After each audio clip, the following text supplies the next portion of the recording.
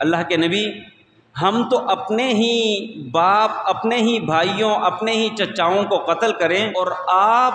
اپنے خاندان کے لوگوں کے متعلق یہ کہیں کہ ان کو قتل نہ کیا جائے۔ إياك نعبد وإياك نستعين۔ ابو حذیفہ رضی اللہ تعالی عنہ جو کہ عتبہ کا بیٹا تھا، اور عتبہ اس جنگ میں باقاعدہ مارا گیا۔ اللہ کے نبی علیہ الصلاۃ والسلام نے ان لوگوں کے ناموں میں سے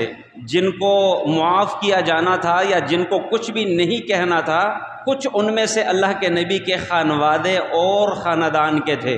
عباس رضی اللہ عنہ مثال کے طور پہ اللہ کے نبی نے کہا کہ بھئی اگر عباس رضی اللہ عنہ کے ساتھ کسی کی مٹبھیڑ ہو، لڑائی ہو، تو انہیں کچھ بھی نہ کہے، وجہ یہ ہے کہ وہ جبراً لایا گیا ہے، زبردستی لایا گیا ہے، خوشی کے ساتھ نہیں آیا۔ جب اللہ کے نبی علیہ الصلاۃ والسلام نے یہ بات کہی، ابو حذیفہ جو کہ قدیم الاسلام تھے لیکن تھے انسان، ایک جبلت انسانی فطرت انسان کے اندر ہر وقت موجود ہوتی ہے۔ اللہ کے نبی علیہ الصلاۃ والسلام نے جب یہ بات کہی تو انہوں نے آگے سے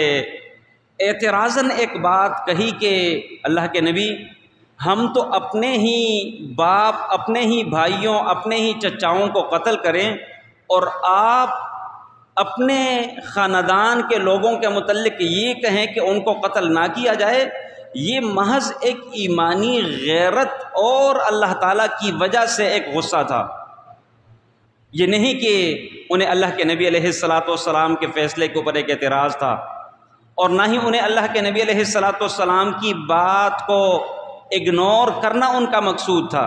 بلکہ اندر جو ایک ایمانی طاقت، ایک ایمانی غیرت موجود تھی، اس بنیاد پہ ابو حذیفہ رضی اللہ عنہ نے یہ بات کہی۔ بعد میں انہیں بہت زیادہ پشیمانی بھی رہی، انتہائی ندامت کا انہوں نے اظہار بھی کیا، اور کہتے ہیں کہ میں ہر وقت اس بات کو یاد کرتا رہتا کہ مجھ سے بہت بڑی غلطی ہوئی ہے، مجھے یہ بات نہیں کہنی چاہیے، صرف ایک چیز ہے جو کہ میرے اس گناہ اور اس غلطی کا کفارہ بن جائے، اور وہ ہے اللہ کی راہ میں شہادت۔ اگر میں اللہ کے رستے میں قتل کر دیا گیا تو ممکن ہے کہ یہ میرے لیے کفارہ بن جائے۔ اور پھر مسیلمہ کذاب کے خلاف یمامہ کی جو جنگ ہوئی تھی، اس میں یہ ابو حذیفہ رضی اللہ تعالیٰ عنہ شہید ہو گئے تھے۔ ایک دلی تمنا بھی تھی، اللہ تعالیٰ اپنے بندے کے آرزو اور گمان کے مطابق اس کے ساتھ معاملہ کرتا ہے، جیسا کہ اللہ کے نبی نے فرمایا کہ اللہ تعالیٰ کہتے ہیں انا عند ظن عبدی بی، میں اپنے بندے کے گمان کے مطابق اپنے بندے کے ساتھ معاملہ کرتا ہوں، میرے بندے کا گمان جیسے ہوگا میں اس کے ساتھ ویسے ہی کروں گا، لہٰذا اللہ تعالیٰ کے اوپر اچھا گمان رکھیں، اللہ تعالیٰ کے اوپر اچھا یقین رکھیں، بہترین اور پازیٹیو مثبت اعتماد رکھیں اپنے رب کے اوپر کہ وہ سب کچھ کرنے کے اوپر خوب قادر ہے۔